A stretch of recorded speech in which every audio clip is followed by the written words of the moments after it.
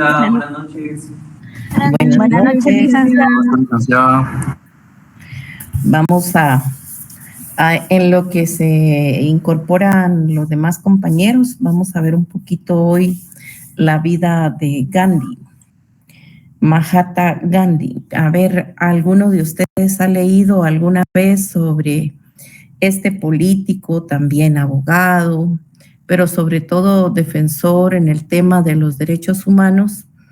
Y pues hoy los libros de historia lo han inmortalizado como el padre de la India. A ver, ¿alguno de ustedes ha leído sobre Mahatma Gandhi?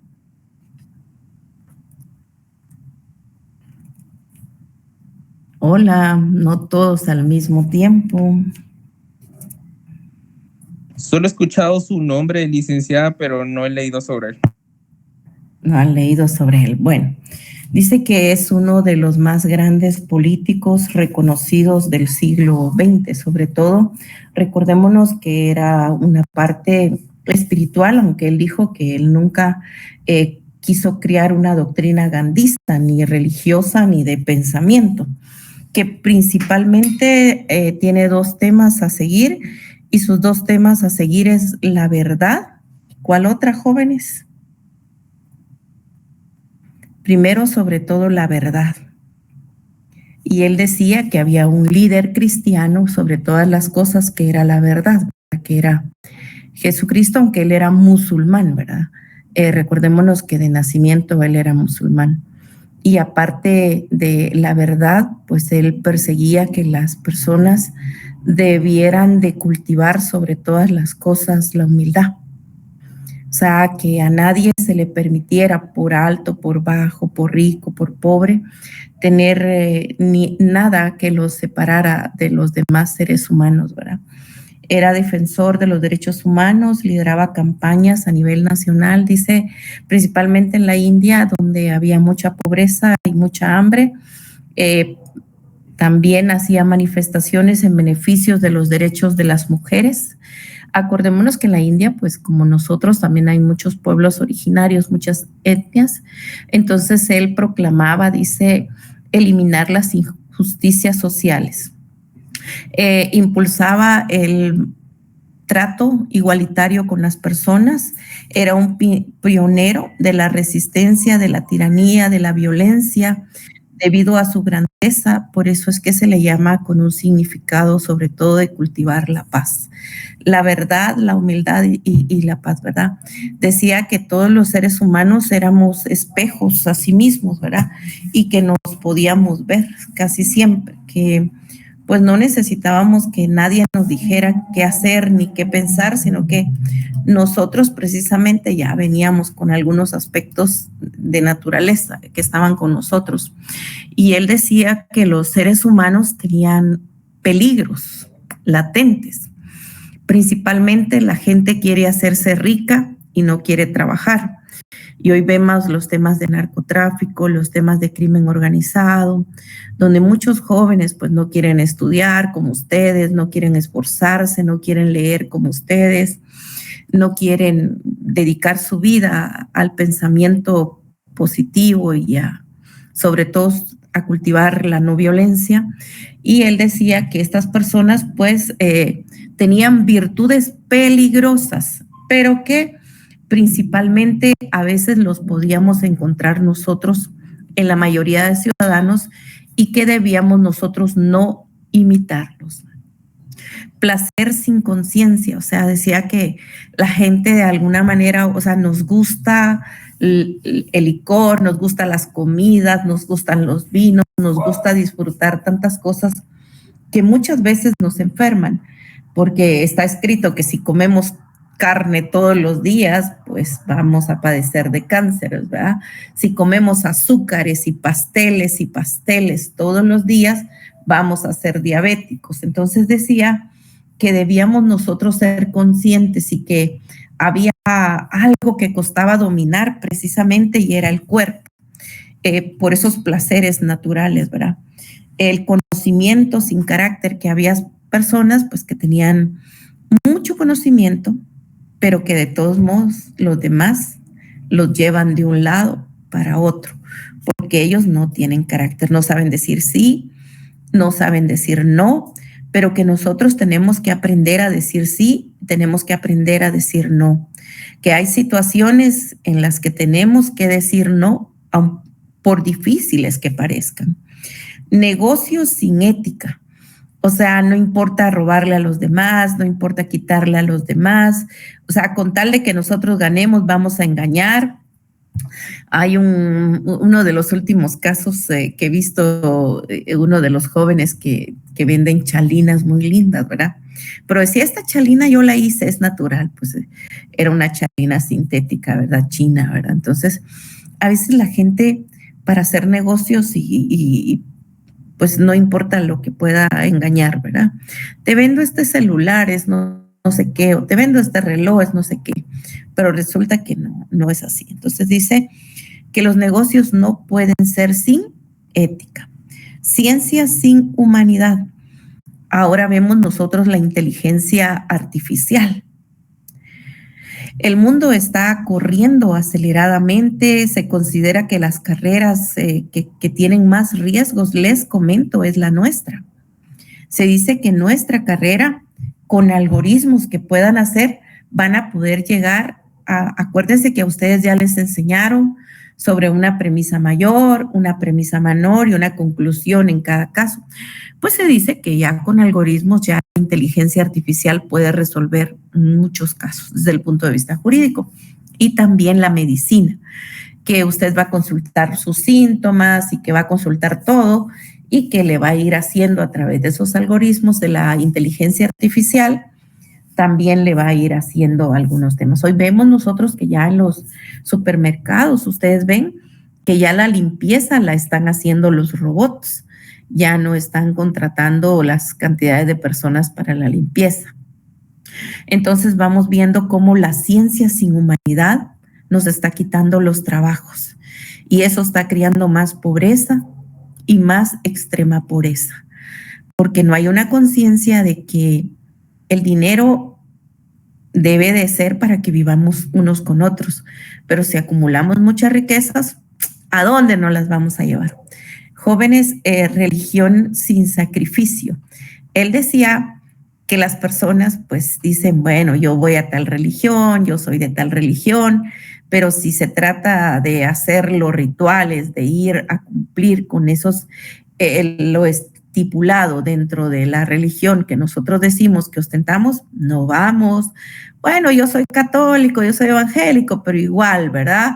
Voy, peco y de todos modos no pasa nada. Entonces dice que no, son uno de los principios de los seres humanos, o sea, somos o no somos, pero no podemos nosotros estar jugando con los temas.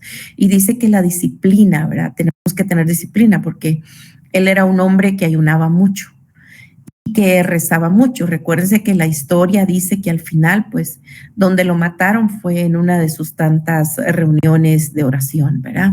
Entonces tenemos que tener cuidado con eso. Si vamos a estar en algún lugar, vamos a cumplir con las reglas de ese lugar. La política sin principios. Él decía que hay personas pues que no les importa, o sea, no tienen un compromiso con lo que hacen y con lo que dicen. Entonces es muy fácil que nosotros podamos ofrecer cosas y que luego pues no vamos a cumplir. Y Gandhi era un político, les cuento, Gandhi fue una persona que ganó diputaciones, ¿verdad? Entonces sí tuvo esa fortuna de estar dentro del campo político. Se me perdió un poquito aquí. Vamos a ver, jóvenes. La emoción, dice también, también una de las partes es la oración sin caridad. O sea que de nada nos sirve orar mucho, rezar mucho, pero cuando tratamos o cuando estamos a punto de servir a alguien, lo primero que hacemos es ofenderlo, lastimarlo, criticarlo y poder también lastimarlo. Que lo que da la oración es esa empatía que hoy llamamos, esa caridad y esa conciencia de poder servir a los demás. También tenemos que tener compromisos, que dice que El trabajo produce muchas riquezas y es lo que crea una satisfacción especial en el ser humano. Pero un trabajo y adquirir riquezas, pues no nos lleva a nada bueno, ¿verdad? Que debemos de cuidar nuestras costumbres y que nuestras costumbres sean de tal manera que podamos nosotros influir en el destino de los demás, que ese destino sea cuidadoso, que nuestros actos y que nuestros dichos tengan relación. También decía Gandhi que debemos todos los días de buscar, que hay dos palabras que pueden confundirse, la humanidad y la humanidad, que somos todos, pero la humanización, yo soy el que tengo que entrar dentro de, o sea, todos los días tengo que encontrarme como un ser nuevo, como un ser creativo, como un ser que cuida sus pensamientos, cuida sus actos y que todos los días pues busca dentro de esa convivencia también cuidar la naturaleza. Dice que es recordado hoy día sobre todo por confrontar al Reino Unido, prácticamente a Inglaterra, en el tema de enfrentarlo sin violencia y enfrentarlo con la verdad. Que el mundo dice que busca varios caminos, pero muchas veces en la búsqueda de esos varios caminos hace uso de la violencia. Y él dice que los seres humanos no nacimos para ser violentos, que los seres humanos nacimos porque vamos a vivir por poco tiempo y que cuando hay violencia, pues el mundo se pone triste.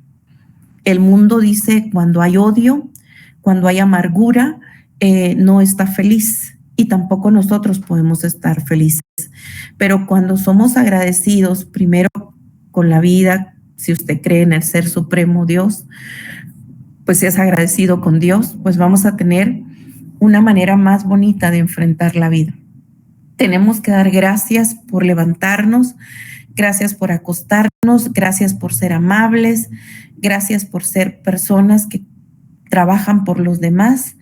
Y sobre todas las cosas, pues Gandhi decía que una vida que no sirva para ser bendición para los demás, pues no tiene sentido. Gandhi nació en 1869, tuvo 4 hijos y fue hasta hoy día considerado un héroe nacional en la India. Fue abogado, fue político, pero sobre todo activista en el tema de buscar una mejor calidad de vida en los derechos humanos.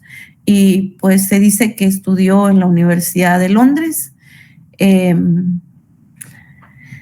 más les puedo decir sobre Gandhi? Hay tanto que hablar sobre Gandhi que ustedes tienen que buscarlos. Vamos a terminar con esto. El amor es todo aquello que el mundo necesita, todo aquello que no tiene fecha de caducidad y que hace la vida más bonita y que hace que los demás nunca nos olviden. Así que por favor, busquen allá en el fondo de su corazón el ser bendición para los demás y ser muy agradecidos con Dios. Jóvenes, hoy vamos a ver un poquito sobre algunas formas también de tener la propiedad. Vamos a ir viendo, no sé si ustedes tienen alguna consulta hasta aquí. Hola, jóvenes, no todos al mismo tiempo. No, licenciada, gracias. Ya, todo claro. Ok, bueno, vamos a ver las diferencias. Entonces, principalmente, hoy nos toca ver la copropiedad.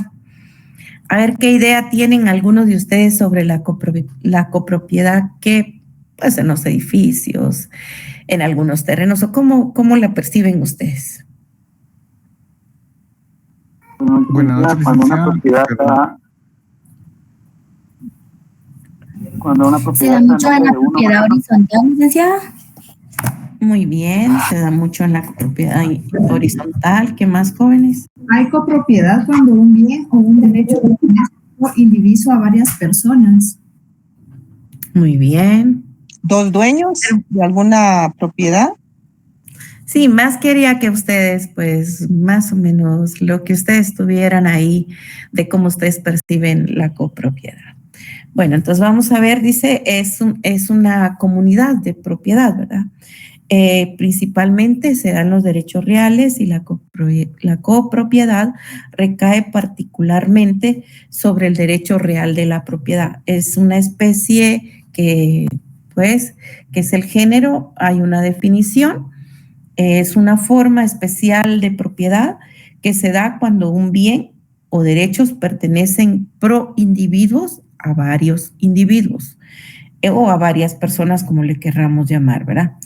Es una parte ideal determinada desde el punto de vista aritmético en función de una idea proporcional en una parte que solo se representa mentalmente, que se expresa por un quebrado y que permite establecer sobre cada molécula de cada particular de esa cosa y unos copropietarios que son los que poseen ese derecho en particular.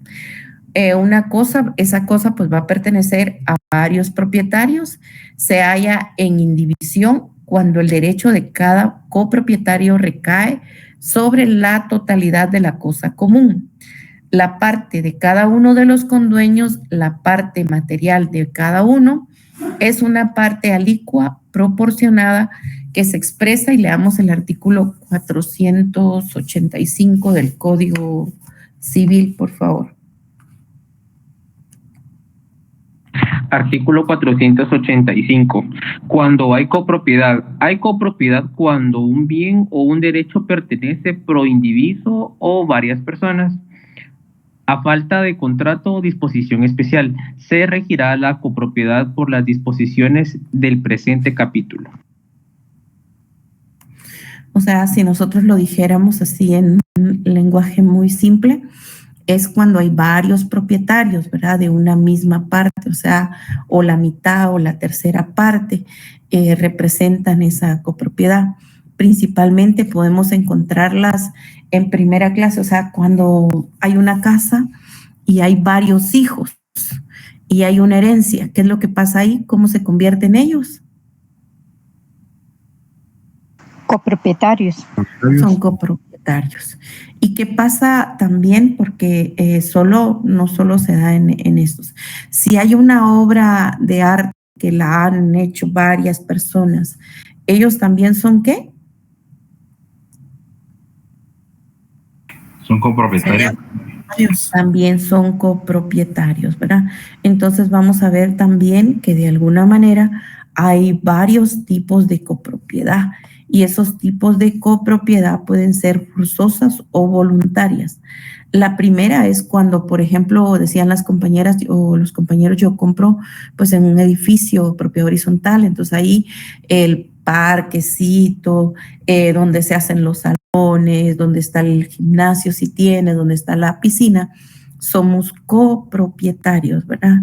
Y de manera forzada, pues de alguna manera, si estoy en una herencia y nos lo dejaron a todos, ahí yo no puedo decidir, sino que ahí todos somos parte de, ¿verdad? Y hay una complicación ahí principalmente, imagínense cuando yo soy hija y yo soy parte de esa herencia y soy copropietaria, pero ¿qué pasa si yo muero y yo tengo 2 hijos? ¿Ellos pasan a ser qué? Copropietarios. También pasan a ser copropietarios. Entonces ahí se puede ir complicando toda la cosa. Entonces, la copropiedad tiene varios vestigios claros, principalmente el comunio pro partiibus divisiones, frase que alude a la existencia de que estos bienes pasan a ser de una comunidad, por supuesto que dividida entre partes, que se hayan vinculadas unas a otras, siendo por lo tanto inseparables. Existen 3 posiciones, las que consideran que sobre la cosa confluyen varios derechos de propiedad, los que coexisten porque la cosa no se considera divisible o dividida, no materialmente, sino intelectualmente. Aquí la cuota será en partes ideales de una cosa. O sea, imagínense Mario Vargas Llosa. Mario Vargas Llosa lo que tiene son muchos derechos de autor. Mario Puzo, que escribe esa novela maravillosa sobre El Padrino, sobre los temas estos de los Borgia, y así Isabel Allende, y pues los artistas mexicanos que tienen muchos derechos de autor. ¿Se pueden dividir en copropietarios estos derechos de autor? Esta canción es tuya, esta canción es tuya, este disco es tuyo. Así que ahí son indivisos, no se pueden dividir. Entonces, lo que se va acumulando de esos derechos de autor es lo que se puede partir, ¿verdad? Lo que se va adquiriendo. La teoría de la Cialoia, según el cual el derecho del condueño son varios en derechos iguales de propiedad sobre toda la cosa, que se limita recíprocamente cada condueño. No tiene una fracción específica o real, sino un derecho pleno cualitativamente igual en dominio solitario, pero cuantitativamente diverso para la recíproca limitación del derecho. Según la teoría de la cuota, es la proporción en que se reparten las utilidades, que era de lo que estábamos hablando, ¿verdad? Pero imagínense, hay una finca que lo que produce realmente y exporta, podemos decir en estos casos de la energía eléctrica, ellos tienen una finca, son copropietarios todos los hijos, pero si no tienen el valor agregado de la venta de energía, pues se pierde su fin. Solo es tierra y no les va a dar los mismos dividendos. Entonces aquí es donde se van a repartir las utilidades, ¿verdad? Siempre se van a poner administradores. ¿Cómo se origina la propiedad, la copropiedad según Colin y el Capitán? Pueden ser a través de la muerte del propietario, que muchas veces deja muchos herederos, deja muchos legatarios, adquieren una fracción igual, o acuérdense que los herederos pueden vender a los otros herederos, entonces pueden ir acumulando pues partes iguales, ¿verdad? La mitad, un tercio, un cuarto de la propiedad que ha ido adquiriendo la persona que ha fallecido. Tener el origen principalmente en los hechos raro, dice pues que a veces todo ese derecho de copropiedad pueda ser adjudicado a una sola persona porque ha comprado los demás derechos. Derechos y obligaciones de los copropietarios. Por favor, el 491 del Código Civil.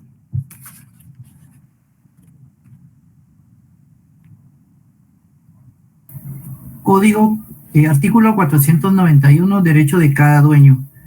Todo codueño tiene la plena propiedad de la parte alícuota que le corresponde y la de sus frutos y utilidades, pudiendo, en consecuencia, enajenarla, cederla, gravarla y aún ceder únicamente su aprovechamiento, salvo si se tratare de derecho personal. Pero el efecto de enajenación o gravamen con relación al codueño estará limitado a la porción que se le adjudique en la división al cesar la comunidad. Los dueños gozan del derecho de tanteo, que podrá ejercitar dentro de los 15 días siguientes de haber sido notificados del contrato que se pretenda celebrar.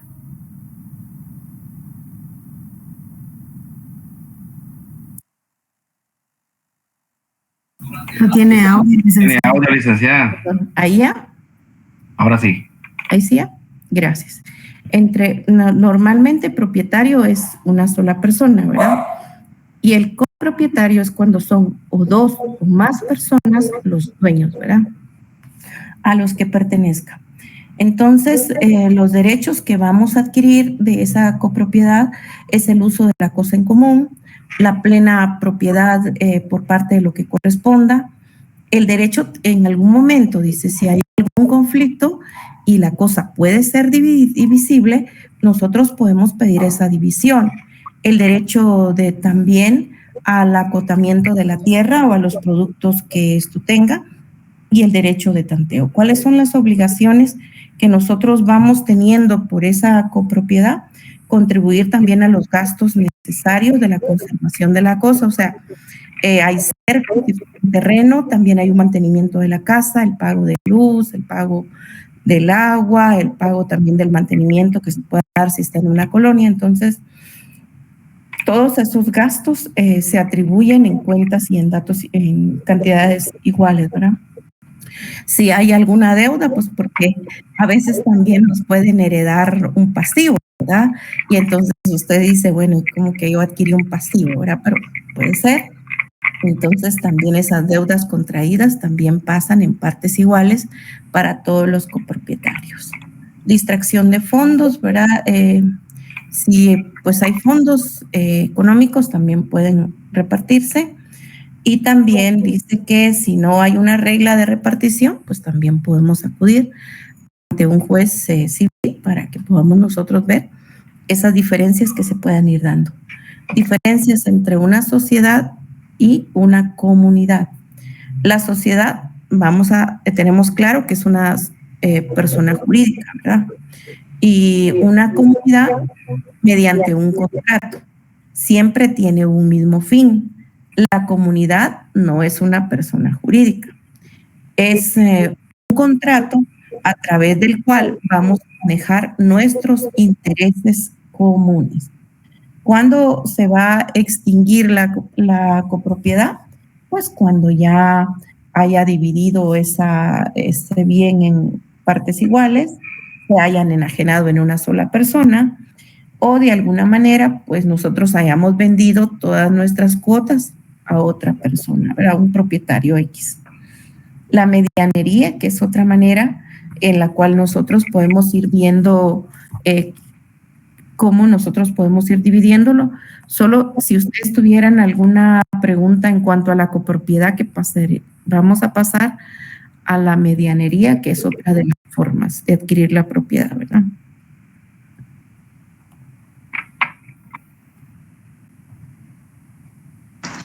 Licenciada, en esto de la copropiedad, si se tiene una casa, tiene que tener alguna medida mínima para poderla dividir, o no importa de qué tamaño sea la propiedad.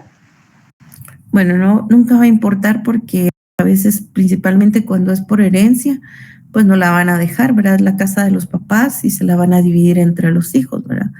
Entonces no podemos decir tiene que ser de tal tamaño, no. No tiene una medida especial, ¿verdad? Sino que es un fenómeno titular conjunto entre varios propietarios, principalmente en el tema de las herencias, ¿verdad? Si es un terreno y lo han comprado entre varias personas, también, ¿verdad?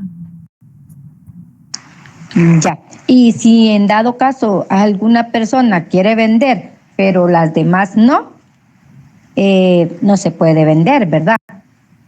Bueno, es que ahí pasa algo especial, ¿verdad? Porque recuérdese que a veces en las herencias queda establecido, si no queda establecido, yo le puedo vender a Juan o a Pedro mi parte.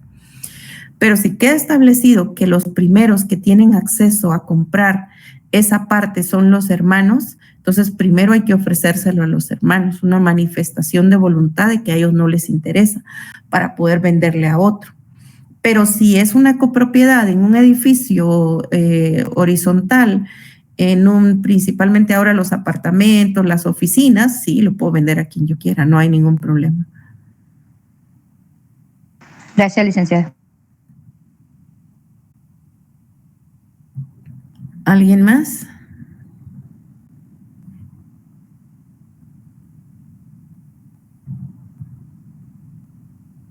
Bueno, vamos a ir a la medianería, jóvenes.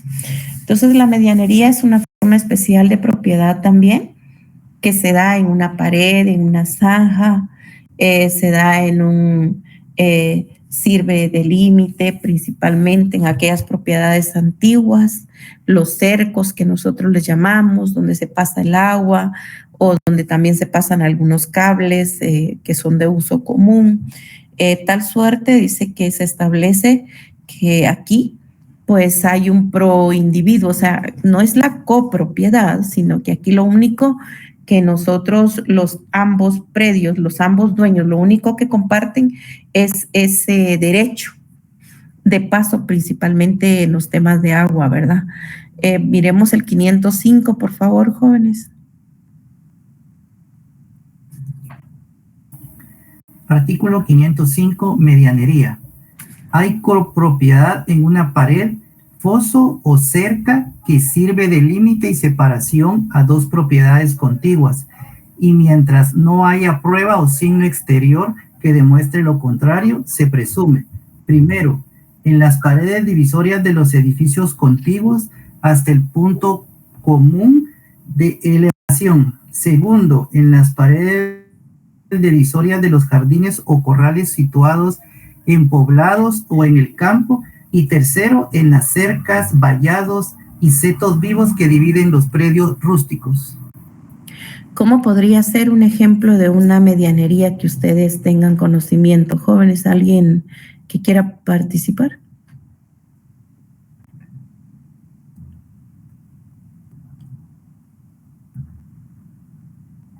Hola.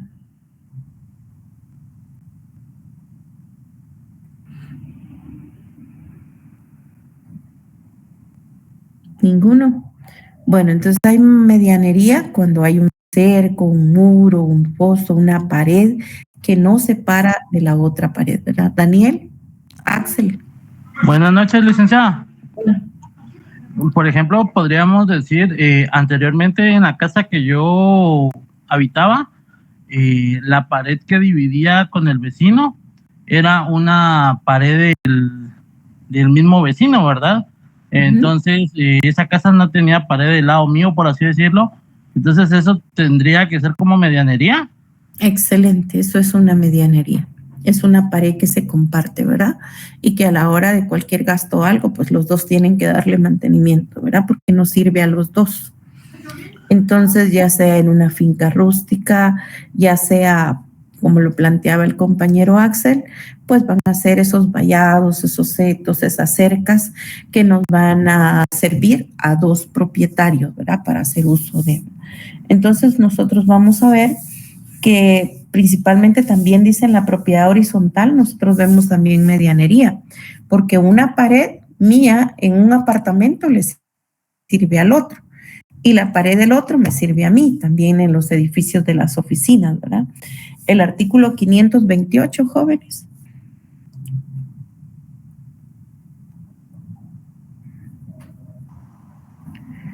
Miremos, por favor, el artículo 528. Muy bien, licenciado. Propiedad singular en edificios de varios pisos, departamentos y habitaciones.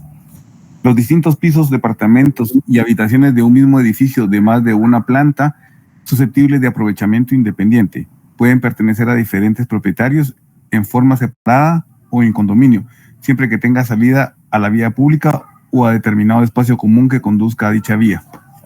Excelente. Entonces es una forma especial de propiedad que se da por división entre distintos propietarios de pisos, apartamentos, edificios, plantas, que muchas veces los aprovechamos de manera conjunta. Siempre dice, como decía el compañero en el 528, que tenga una salida, ¿verdad? Que yo no vaya a cerrar el paso del otro, el aprovechamiento que el otro pueda tener. La naturaleza jurídica de la medianería es un tiempo, se le considera como una especie de servidumbre, es como una sociedad. En el presente siglo se concluye que debería de encuadrarse dentro de la copropiedad ordinaria, solo que nosotros lo conocemos como medianería. La incongruencia de someter una norma no como copropietario tradicional, porque aquí es un servicio el que nos damos los dos, ¿verdad?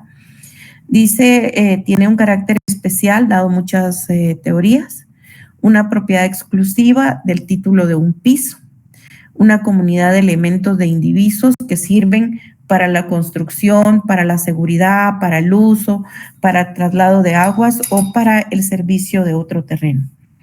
El piso, departamento, habitación, el terreno, debe tener o ser susceptible de un aprovechamiento independiente y no perjudicar al otro propietario, ¿verdad?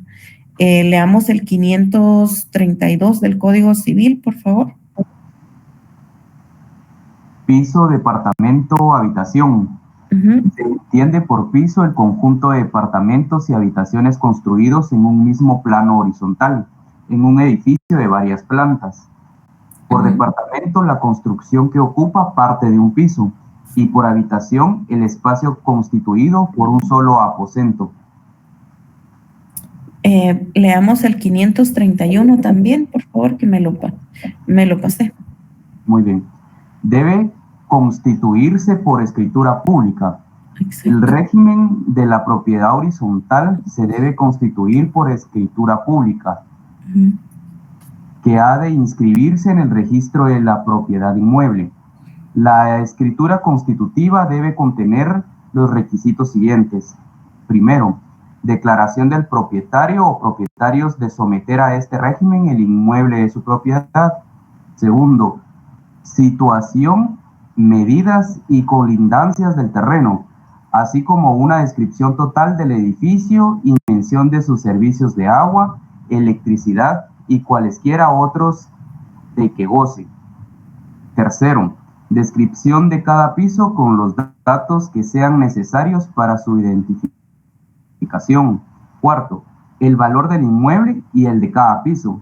Quinto, descripción de los elementos y partes comunes del edificio y de los elementos y partes comunes limitados a las unidades independientes. Y sexto, cualquier otro dato que consideren convenientes los otorgantes. Leamos del 555 al 559.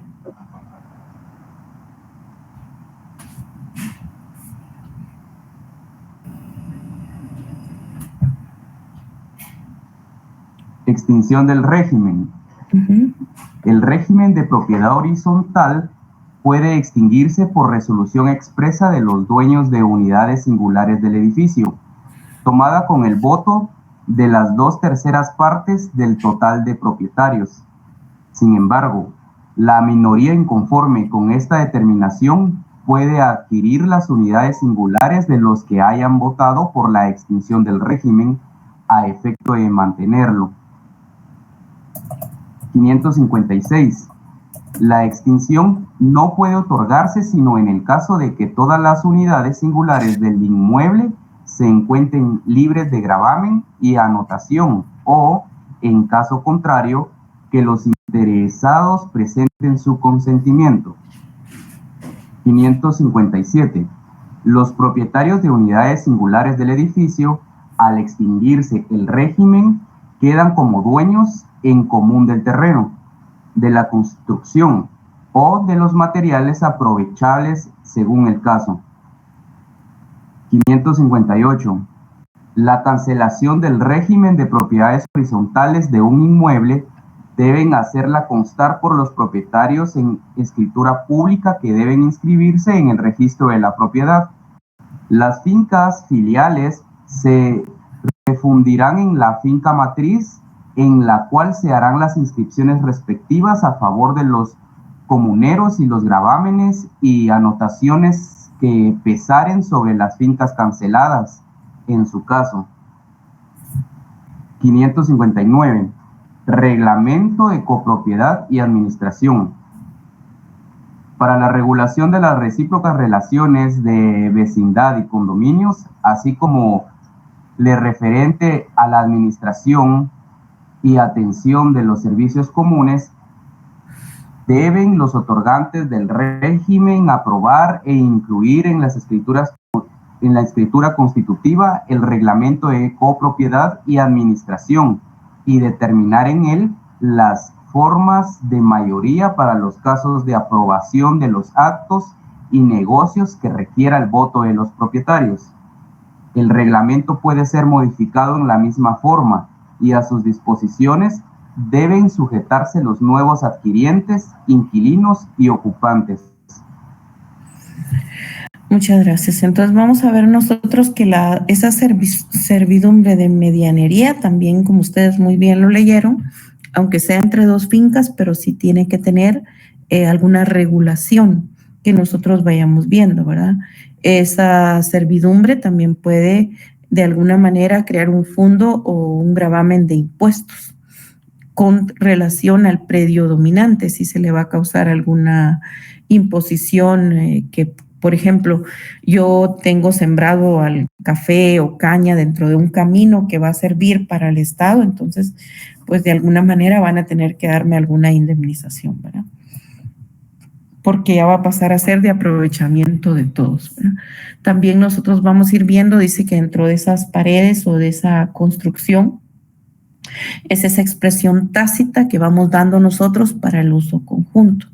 Y también dice que puede haber una medianería y que también es más difícil en el tema de ahora que nosotros vemos de esa extracción de minerías, principalmente pues si en nuestro terreno hay, por ejemplo, una mina de níquel, una mina de yeso, el Estado también tiene alguna servidumbre porque también cobra algún impuesto, ¿verdad? Y también tiene algunos derechos de lo que se ha encontrado dentro de nuestro terreno, que también es considerado como una, de alguna manera, una medianería, ¿verdad?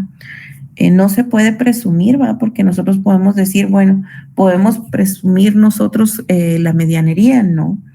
Los propietarios, porque yo puedo decir, mire, yo no quiero que usted use mi pared, yo quiero que usted eche su pared porque me está lastimando, me está dañando la mía. Entonces, de alguna manera, esos muros, esas paredes, sí tiene que haber un consentimiento para que yo las pueda usar, ¿verdad? Esas paredes, ¿verdad? Divisorias de edificios. Principalmente dice que en los casos de las paredes divisorias de los edificios, ahí sí se vuelve como obligatoria, ¿verdad? Porque no hay manera de que las podamos construir dos paredes dentro de, ¿verdad? Pero si se trata de un terreno contiguo, eso sí va a permitirlo, ¿verdad? También, principalmente dice cuando hay en el tema del paso de tubería de agua potable,